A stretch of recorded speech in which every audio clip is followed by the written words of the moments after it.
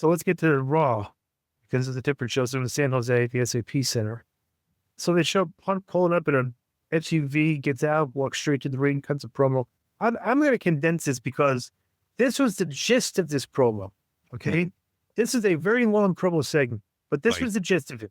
Okay. And I'm saying you guys can go back on YouTube. It was actually a good segment, but it was so long, but this was it. Punk declared for the Rumble and called out Cena. Seth Rollins came out, had words with Punk, declared for the Rumble. Drew McIntyre comes out, had words with those guys, told them, you guys are missing the plot. Roman's playing chess while you guys are playing checkers, but I'm declared for the Rumble. And this was it seemed like a 20-minute interview segment where all the final thing was they're all declaring for the Rumble. And they had words with each other in heat, and there might be a match, like they were going to go backstage and people were going to get a match on. But that was the opening segment. This was good verbiage because the guys were good on the mic, but it's like, all right, is that what we're going to do now? Guys are cutting 5-minute promos. Right. Well, here, just want to announce yeah, but here's the thing. Like when you see it and it's over and you go, bro, you could have done that in 10 minutes, right? But but you got to remember that, first of all, not most people, that are watching this show have been in the business or behind the scenes. So they don't even see that unless you're a hardcore, fan, right? So at the end of the day, you got star power, good talkers at the beginning of the show, and you need to stretch it out. And I think the show is only 2.5 hours. What was it? 240 maybe. Yeah, that was great. That was great.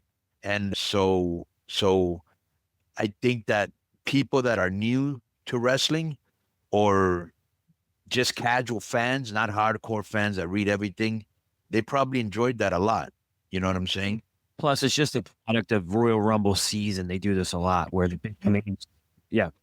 Joe, go to Ben Hameen, okay, on Twitter.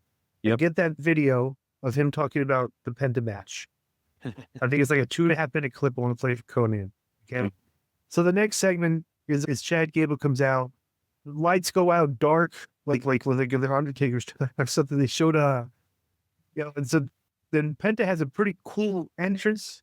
I'm not a fan of the song. It sounds like burnt metal to me, but he's definitely has a superstar entrance. And they show the family, the front row, the kids are crying and something.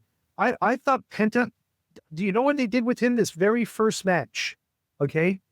They put him through the test here because there's no way, like in an AEW match, they would concentrate on selling the knee as much as she did in this match, like when he hurt his leg.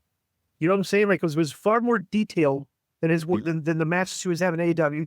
He didn't dive slap a lot. I think he made like once or twice. He only did one dive. Okay, and he kind of Gable was not a good base. He actually moved down the way a little bit. Did you see that? Well, he didn't move. He just didn't know how to catch him. Right. Yeah, because Penta's not a small guy, right? But basically, Penta beats him with his finish. Gets up after the match. He cuts a fantastic promo in Spanish and in English. We're very passionate, which got over with the crowd. He basically said, this is the new Netflix era. Now it's the Penta era. He just came across a huge star here. To the point that Pat McAfee was getting excited and saying, I don't understand half of what he said, but I want to hear more of it. Bro, you know who was sitting by his family and they didn't even announce him? Who? Kittle. Oh, really? Yeah. He was with his family. Okay, they were in San Jose. Right. San Francisco, right. Yeah. Okay.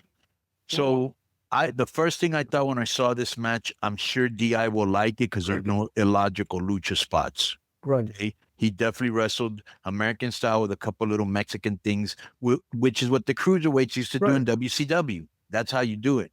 I thought it was an excellent idea to announce they were selling his mask the day before because there were already people in the audience wear his mask. Okay. Right. He came out, the place super popped. Really good match. They're both veterans. I know Pentagon's been in at least 20 years, bro, because he started really young. And this guy, what's his name? Gable, he's probably been in like 10 years. So they had a really good match. They made him look like a main event star. He came up as a star. Okay. Yep. And bro, this is one thing, there's a guy that took over for Kevin Dunn. I believe I'm pronouncing his name right. Mazursky. Right. Yeah. Mm-hmm. And now he works in AEW. Right. Okay. Look at the difference, how they shot Penta Right. in AEW and here. The close-ups, the wide Right. shots, his entrance. Bro, they're just a cut above, bro. You know what I really like for the last 2 weeks? I don't think I've heard it mentioned. Maybe you guys mentioned it before I jumped on the Raw YouTube thing. Is the drone views? Have you noticed the drone views? Yeah. Oh, they're really different and cooler. Yeah. Right. They Bro, stand out. they're just the top of the top. Yeah, Jeremy's he's a creative genius, dude. And the best part, which I'm sure you loved, dude, how about the selling of his leg? Yeah, so I said. Right. He wrestled. Right, I know you said it. I was just kind of reminding you. That was great. Bro, you couldn't have come off any better than he did last night.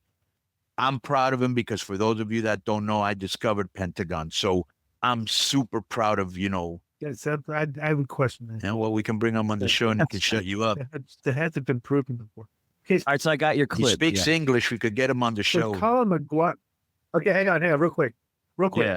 I want to read this before. Okay, Colin McGuire is the contributor for Raw. It's not Jason Powell. But we do Powell's point of view. This is McGuire's musings. Okay, then what do you think of this? This take here. A fiery way to open episode number 2 Raw on Netflix at this point. Okay, this is McGuire's musings. All right. Right. That was a nice debut from Penn. All told, he took to the WWE pacing style a lot better than I thought he would. So I'd seen him go from 1,000 miles per hour retreat for years to the way he worked here. But it's not like it was an accident that he was put in there with Gable. He sure doesn't know what he's doing. Better yet, the crowd was way behind him every step of the way, which is encouraging. And I know he's always promised to do WWE main roster talents these days. I was struck by his cough, Motor City Machine Gun's cough. I was struck by how big Penta looked in there. Weirdly, he looked way more imposing in a WWE ring than he did in an AEW ring, and I was not expecting that. Anyway, the post-match promo felt super sincere and kind of sort of means we should be in run for a fun ride with him, as it looks like the WWE minds just might actually get behind it as a real player retreat. I hope so. We all hope so. Now, if you thought the debut was good, it really wasn't, because we have to hear from Ben Hameen first, because he'll tell you what it was. Good old Ben. Penta's an unbelievable performer, but he's can't believe that he's on WWE TV. And he's looking in the camera when they're on the post, and he's way overselling directly into the camera, which Vince would have probably taken him off TV for looking and breaking the fourth wall. And he's never sold like that I've seen in the Mexican stuff or AEW before. So really trying to please the masters backstage, but at the same time, making himself not look how he usually does. And it was like almost a comedy sell when this should be a serious moment. I mentioned the kids and all that. Then he gets his arm breaker in on Chad Gable, which is a heel finish. Mm-hmm. Baby faces aren't snapping dudes' arms. People are like, yeah, snap his arm. Then that he rolls out, brings him back in to give him a sit out Michinoku driver. One of the first of 4 matches that used a power bomb finish or transition into something. So the agents aren't talking to each other. Then the other one that was bad mid-match, hey, want me to see some real lucha? Watch me plancha.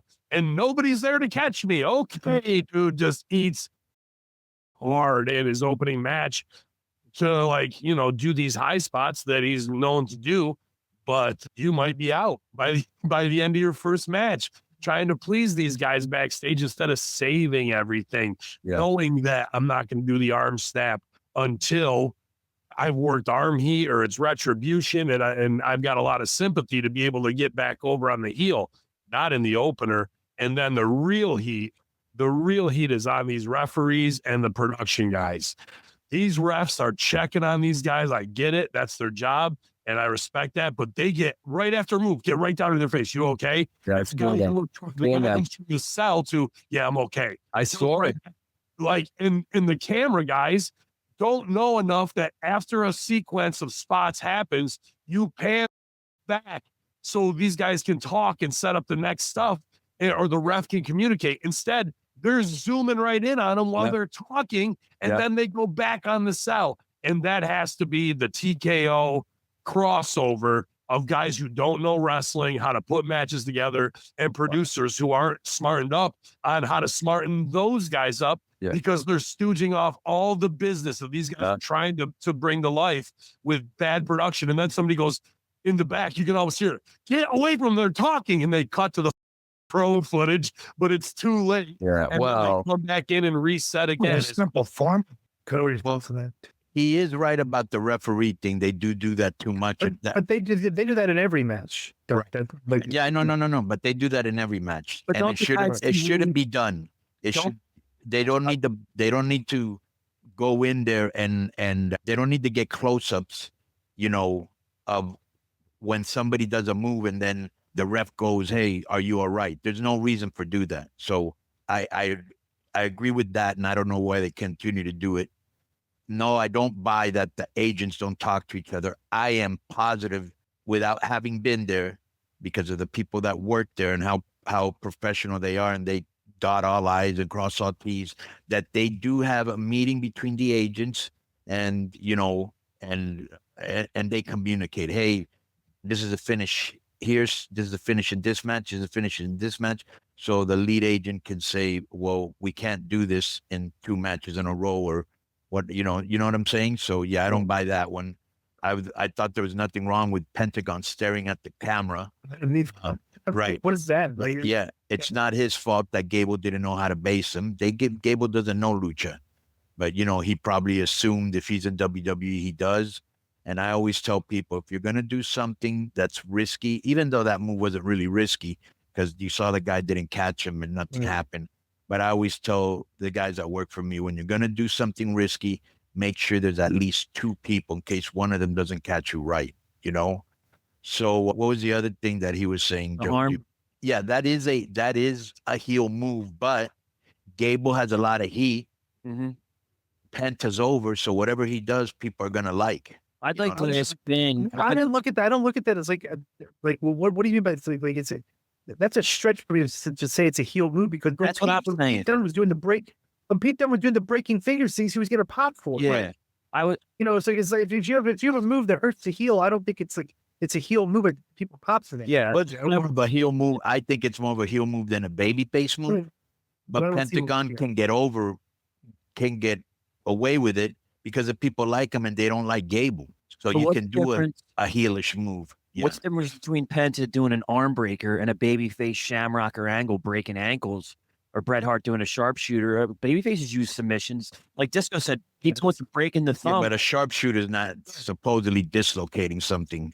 Right. Well, or an ankle lock then, for example. If a babyface he's going to break the guy's ankle, everyone's like, break his ankle. You know what I mean? But didn't that start off when he was a heel? And then it transitioned. No, Shamrock was a babyface. Okay. Angle's a heel. Yeah, you're right about that. Yeah. Yeah. It doesn't matter. At the end of the day, let me just say this. At the end of the day, he got over. He came off like a star. Not everybody does it. Yes, he did, for sure. Right. Yo, what's up? I just want to thank you guys for watching this clip. Don't forget to hit the like button, leave a comment, and subscribe. And join our YouTube membership for hours and hours of exclusive, unedited, uncensored content. And being a member will help you get involved in our upcoming live streams. Thank you for your support. Thank you for riding with us. I know you got a lot of other podcast choices, be it wrestling or other ones. And thank you for picking us. Boom.